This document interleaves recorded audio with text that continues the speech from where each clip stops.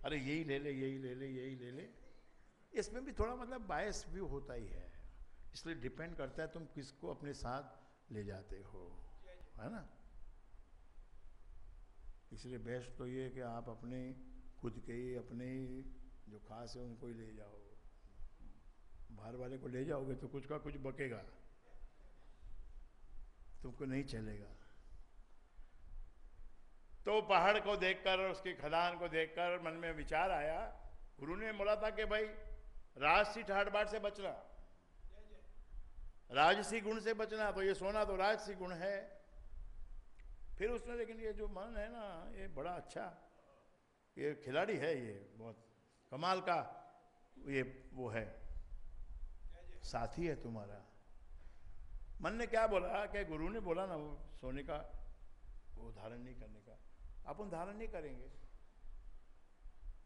लेकिन इतना तो अपन कर सकते हैं ना कि सोना, ये सोना से निकाल के सोने से एक बढ़िया गुरु का मंदिर बनवाएंगे। There is something wrong about this. यही माया है, यही माया पलट के भी आती, जिसको जो सतोगुण में पड़ा हुआ है उसको इस तरह से घेरती है, और बाकी तो सबको घेरती है ही। उसको कैसे घेरती है तो आपको मालूम ही है, लेकिन इसको ऐसे घेरा कि मंदिर बनवाऊंगा भैया, बहुत बहुत सोना निकलेगा, तो धन की तो कोई कमी नहीं है, और गुरु में मेरा पूरी श्रद्धा है, तो उसका स्टैचू बनवाऊंगा, और मंदिर में ऐसे खंभे बनेंगे, सोने के लगेंगे, छत बनेगी, ये बनेगी, वो बनेगी। ठीक है, अगले दिन उसने वहाँ पर जो कॉन्ट्रैक्टर होते हैं, मजदूर जो खोदने वाले, उनको बुलाया कि भाई ये खोदना है, तो मजदूर लोग तो समझ जाते हैं कि क्या बात है भाई, ये योगीराज ब्रह्मचारी खुदवा रहा है, क्या खोदना है महाराज, कि ये इधर खोदना है। समझ गए वो, बोले क्या करोगे खुदाई करवा के? बोले खुदाई हो जाएगी तो क्या है कि सोना निकलेगा, तो आपने इसमें बढ़िया मंदिर बनवाएंगे और उसमें सब लोग आएंगे, और एक भव्य वो धर्मशाला भी बनाना है, एक धर्मशाला बनाना, मंदिर बनाना, कुआं बनाना, और ऐसे प्लानिंग करके वो जमीन के ऊपर ही मिट्टी में ऐसे, ये इधर ऐसे बनेगा, ऐसे बनेगा, ऐसे पूरा एक डिजाइन तैयार हो गया। गुरु के वचन से फर्क हट गया है, गुरु के वचन के अंदर, लेकिन थोड़ा सा हट गया।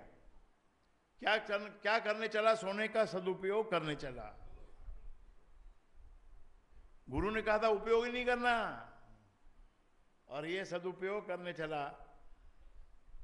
तो क्या हुआ, शाम होते होते वो मजदूर जो आए थे, उनका जो मुखिया था, वो उन्होंने आपस में 2 मिनट में समझा दिया एक दूसरे को क्या करना है, और वो योगी राज को रस्सी से बांध दिया, पेड़ से बांध दिया उसको, और अपना काम चालू किया। 5 दिन में तो खोद के ले गए सारा सोना, और ये झाड़ से बंधा हुआ रहा। गुरु के वचनों को लांघने से ये फल मिला। भागवत में कथा आती है, सोने में कलयुग बसता है। कलयुग ने पूछा, हम कहा, मैं कहाँ रहूं भाई, आपने तो मेरे लिए सब बंद कर दिया, अब कोई तो मेरे को जगह दो ना, कि अबे तुमको अगर रहना ही है तो तू सोने में रहे। और उसका दिमाग ही इसलिए खराब हुआ था कि उसने जरासंध का मुकुट पहन लिया था। जरासंध एक बहुत बड़ा मायावी राजा था मथुरा के पास, उसका वो जो जीता हुआ जो मुकुट था, वो मुकुट उसने पहन लिया था। कि सोने में ऐसे गुण हैं कि बजाय मंदिर बनने के, बजाय धर्मशाला बनने के, वो पेड़ से बंध गया। कुछ दिनों के बाद कोई आया तो उसने आके छुड़ाया, कहा कि भाई देखो, मैंने गुरु की बात नहीं मानी तो मेरा ये हाल हुआ। ये भी एक कला है कि कैसे सोना निकलवाना, उसको कितनी सुरक्षा देना, वो कैसे उसको आती। नहीं तो पहले उसको हायर करना चाहिए, सिक्योरिटी को हायर करना चाहिए और फिर मजदूरों से काम करवाना चाहिए। जाते टाइम उनकी जेब टटोलनी चाहिए कि क्या निकाला भाई, इसकी ये कोई मामूली, हर चीज इतनी आसान नहीं है कि आपने खुदवा लिया, उसका पूरा बंदोबस्त करना पड़ता है।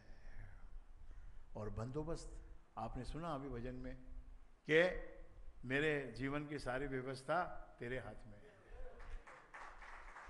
ये तो फिर जो गुरु के जो पक्के शिष्य होते हैं वही बोल सकते हैं ये बात कि भाई गुरु तेरे को सरेंडर है, तू जो चाहे करवा ले और जो चाहे मुझसे करवा ले, जो चाहे मुझसे बुलवा ले। इतना गुरु भक्ति होनी चाहिए, ऐसा सरेंडर होना चाहिए। और उस सरेंडर होने के बाद में संसार में सब कुछ प्राप्त करो, ये हमारे गुरु के वचन है।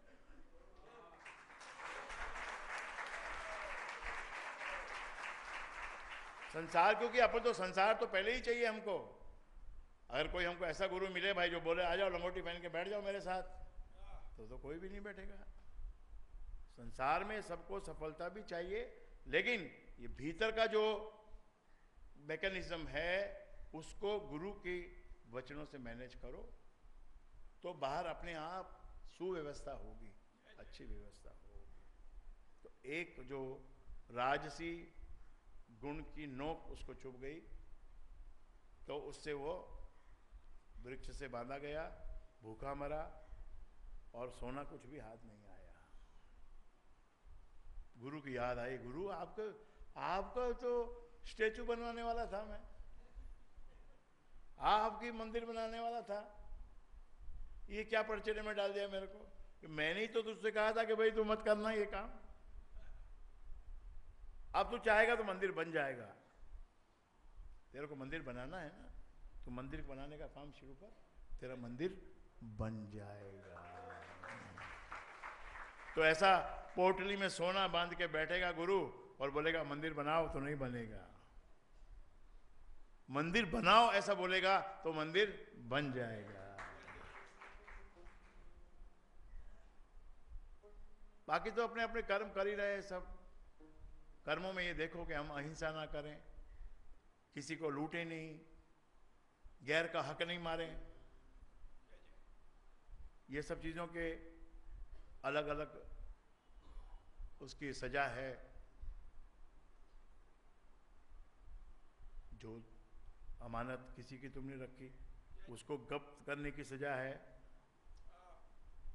किसी का धन लूटने का सजा है, किसी मजबूर स्त्री का धन लूटने का सजा है सब चीज ये कानून में भी है, लेकिन परमात्मा का कानून उससे भी बड़ा है।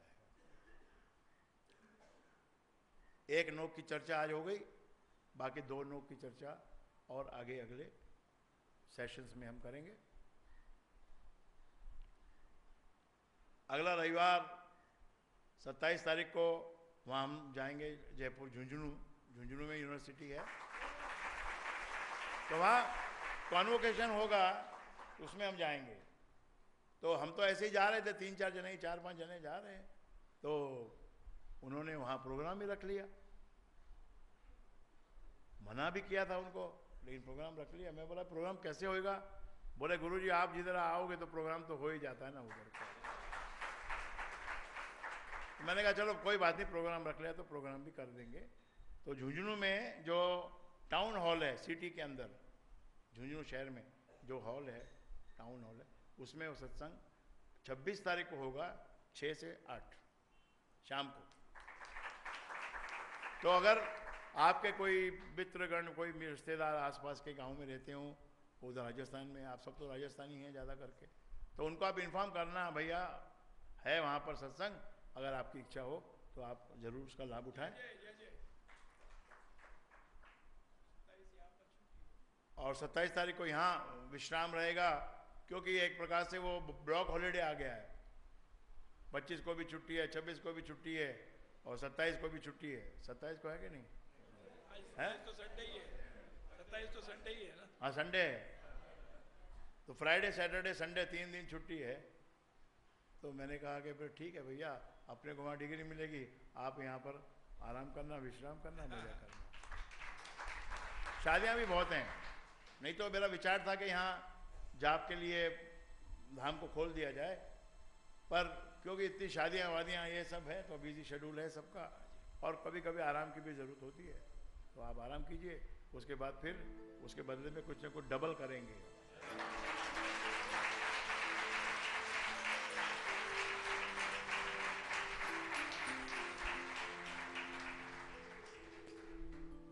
तो ये अपना महावीर जी कुछ कहना चाहते हैं?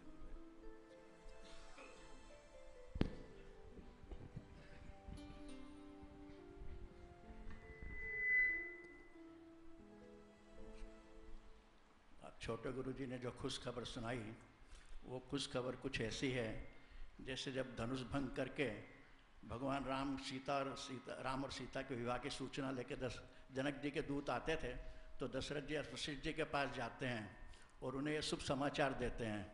वो शुभ समाचार सुन के रामायण में आपको ख्याल होगा, तुलसीदास जी ने लिखा है, जिम सरिता सागर महु जाही, जिम सरिता सागर महु जाही, जद पिताही कामना नाही, तिम सुख संपत्ति बिनहि बुलाए, धर्मशील पही जाए सुभाए।